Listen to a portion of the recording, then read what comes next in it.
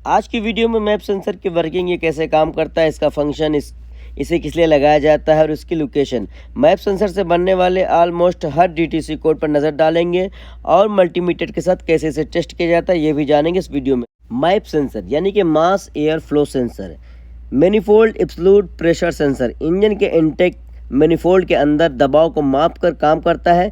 जैसे ही engine run होता है मैनिफोल्ड के अंदर का दबाव बढ़ जाता है, प्रेशर बढ़ जाता है और मैप सेंसर इस प्रेशर को मेज़र करता है और फ्यूल इंजेक्शन और इग्निशन टाइमिंग के अनुसार एडजस्ट करने के लिए इंजन कंट्रोल मॉड्यूल ECM या इंजन कंट्रोल यूनिट को एक सिग्नल भेजता है।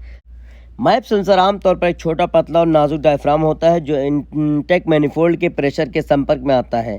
जैसे ही प्रेशर बढ़ता है डायफ्राम मुड़ता है और हिलता है, जिससे पीजोरेसिस्ट ब्रिज या पतली फिल्म स्ट्रेन गेज जैसे सेंसिंग एलिमेंट के रेजिस्टेंस में बदलाव होता है। एलिमेंट में यह परिवर्तन एक इलेक्ट्रिकल सिग्नल में कन्वर्ट हो जाता है जिसे ECM या ECO को भेजा जाता है। ECM फिर इंजन में इंजेक्ट करने के लिए फ्यूल की सही मात्रा और इग्निशन के लिए सही टाइमिंग निर्धारित करने के लिए अन्य सेंसरों का सहारा लिया जाता है, जैसे throttle position sensor, engine speed sensor और ऑक्सीजन सेंसर के साथ इस सिग्नल का उपयोग करता है। टारगेट फॉर एफिशिएंट कंबस्शन और एयर फ्यूल के रेशियो को एडजस्ट करता है और इंजन की परफॉर्मेंस को बनाए रखता है। इसमें 2 सेंसर होता है। पहला सेंसर है मास एयर फ्लो सेंसर, इसका काम है कि पर सेकंड में कितनी kg एयर इंजन के अंदर आ रही है।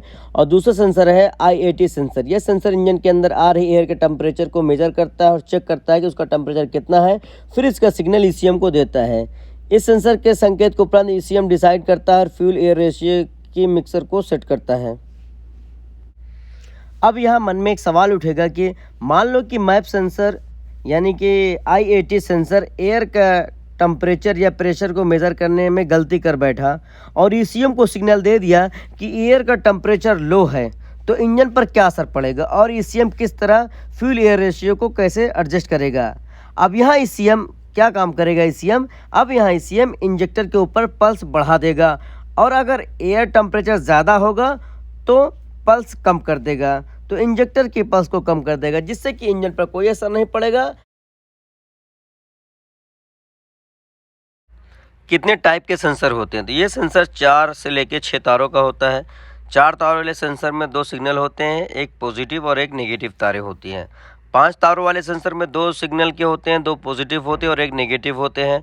और 6 तारों वाले सेंसर में 2 पॉजिटिव के, 2 नेगेटिव के और 2 सिग्नल के होते हैं।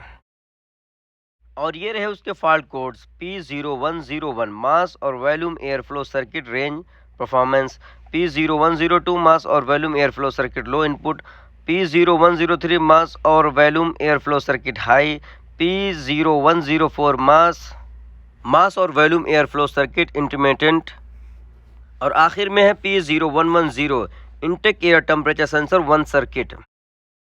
अगर इस सेंसर में फॉल्ट पड़ जाए तो इंजन में क्या असर पड़ता है। कुछ इंजन तो स्टार्ट ही नहीं होते। इंजन 3000 RPM से ज़्यादा RPM नहीं ले पाएगा। इंजन काला धुआं छोड़ने लगता है, इंजन मिसफायर करने लगता है और झटके भी मारने लगता है।